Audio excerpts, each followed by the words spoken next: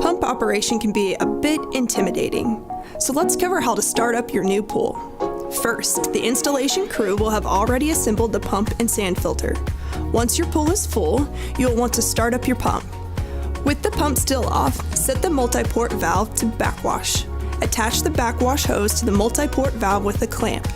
Turn the pump to high, and at this point, water will begin coming out of the backwash hose. It will most likely be dirty. Don't worry, this is normal.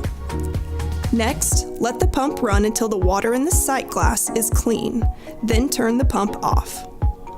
Once off, set the multi-port valve to the rinse setting. Turn the pump back to high speed. Again, water will begin coming out the backwash hose.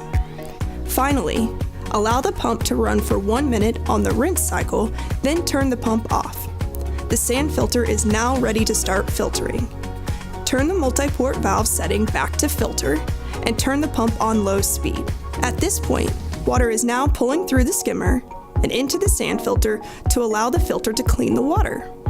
The water is then being returned to the pool through the return jet. For the best water clarity, you will want to run your pump on low for 24 hours a day. Remember to always turn the pump off before changing the setting on the multi-port valve. Also note that backwashing tends to lower the water level quickly, so ensure that you are adding more water to the pool as needed after backwashing.